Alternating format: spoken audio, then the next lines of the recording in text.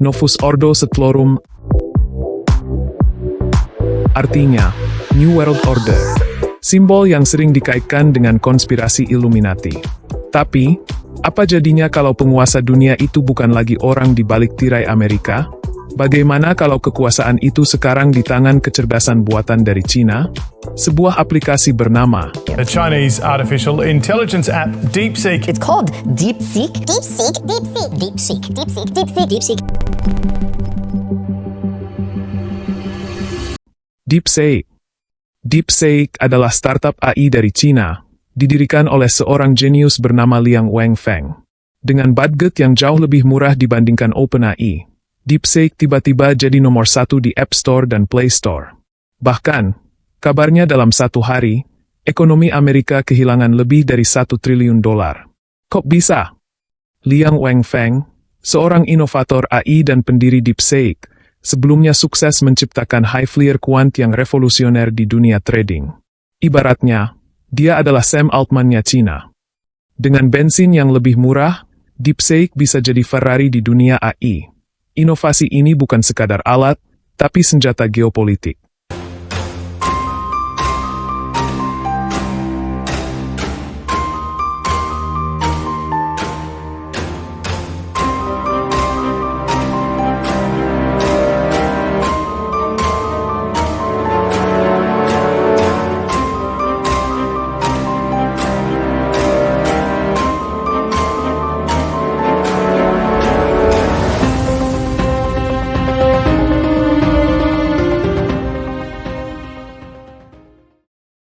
Amerika dan Cina udah lama bersaing. Dari perang dagang, sampai perang AI, Amerika takut banget sama kemajuan AI Cina, sampai-sampai mereka bikin embargo untuk mencegah Nvidia mengekspor chip ke Cina. Ironisnya, DeepSeek tetap bisa menciptakan AI yang lebih canggih dengan sumber daya yang lebih murah. Rumornya, mereka nyontek dari OpenAI dan ada hubungan dengan pemerintah Cina. Tapi, fakta atau propaganda? Kita nggak pernah tahu pasti. Amerika selama ini dianggap Illuminati-nya dunia, mengendalikan ekonomi dan teknologi global.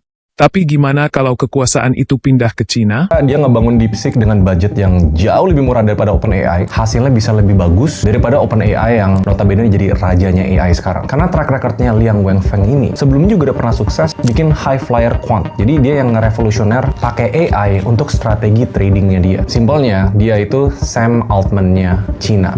Akhirnya DeepSeek launching R1-nya mereka, instan jadi nomor 1 di App Store sama Play Store. Tiba-tiba seluruh ekonomi Amerika runtuh dan kehilangan $1 triliun lebih.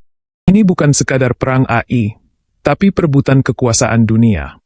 DeepSeek bukan cuma AI canggih, tapi bagian dari strategi geopolitik Cina untuk menjatuhkan hegemoni Amerika. Apakah ini New World Order yang baru?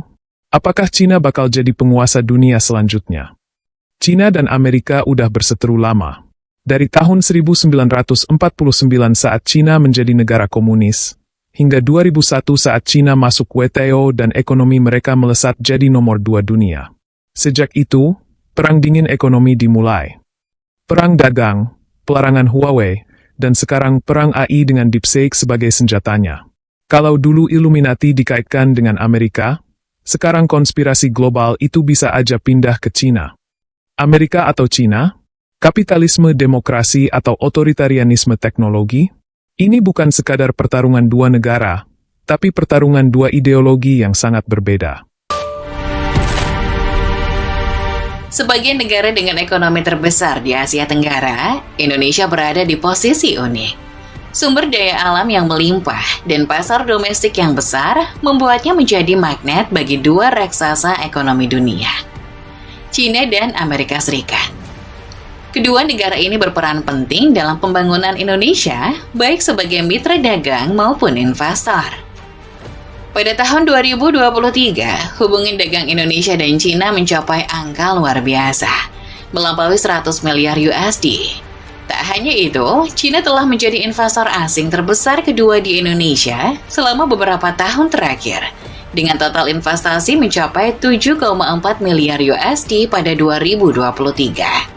Indonesia melihat Amerika Serikat sebagai mitra keamanan utama yang tercermin dalam lebih dari 220 kegiatan pertahanan yang diadakan bersama setiap tahunnya.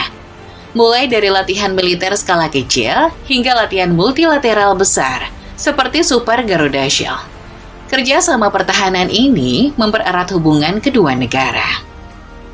Tahun demi tahun, pengaruh ekonomi dan keamanan dari dua negara ini memperjelas bahwa Indonesia harus mencari cara untuk menjaga keseimbangan antara China dan Amerika Serikat. Dua, mengenai pengurangan inflasi.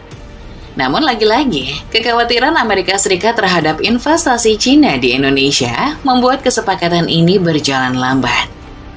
Situasi semakin rumit karena pada awal tahun 2025, dunia akan melihat kembali Donald Trump menjadi presiden Amerika Serikat. Kehadirannya kembali di panggung politik internasional memicu berbagai spekulasi, terutama mengenai hubungan dagang dengan China. I'm doing the same thing with China. We're going to tariff the hell out of them. Trump sudah menegaskan bahwa ia akan melanjutkan perang dagangnya dengan China, bahkan berencana memperketat kebijakan yang membatasi akses teknologi China ke pasar Amerika. Situasi ini tentu membuat Indonesia harus melakukan perhitungan matang. Bagaimana menjaga keseimbangan antara kedua negara tanpa harus berpihak? Indonesia memiliki pendekatan bebas aktif dalam kebijakan luar negerinya. Sejak zaman Presiden Soekarno hingga kini, Indonesia berusaha menjaga kedaulatannya tanpa memihak kepada salah satu kekuatan besar. Namun, di tengah ancaman perang dagang yang bisa berdampak pada ekonomi global, menjaga keseimbangan ini menjadi tantangan tersendiri. Di satu sisi, Amerika dengan kapitalisme liberalnya. Di sisi lain, China dengan kontrol otoritarian yang terstruktur. DeepSeek bukan cuma alat, tapi senjata dalam perang ideologi global. Indonesia di tengah-tengah. Amerika dan China berebut pengaruh. Kita nggak bisa milih salah satu, tapi kita harus pintar bermain di antara dua kekuatan raksasa ini. New World Order sudah di depan mata. Pertanyaannya, apakah kita siap menghadapi perubahan besar ini? Novus Ordo Seclorum. New World Order. Apakah China akan menguasai dunia? Atau Amerika akan kembali berjaya? Yang jelas, DeepSeek adalah bagian dari cerita besar ini. Indonesia memiliki keuntungan sebagai negara yang memiliki banyak sumber daya alam dan potensi ekonomi besar. Namun, dengan keuntungan itu, datang tanggung jawab besar untuk membuat keputusan yang tepat.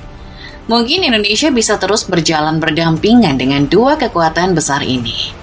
Tapi langkah-langkah aman dan strategi yang matang harus selalu diutamakan demi kemajuan bangsa.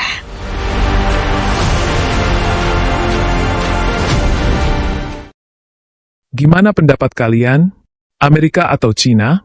Atau ada kekuatan lain yang mengintai? Tulis di kolom komentar, dan jangan lupa like, subscribe, dan share video ini. Sampai jumpa di video selanjutnya.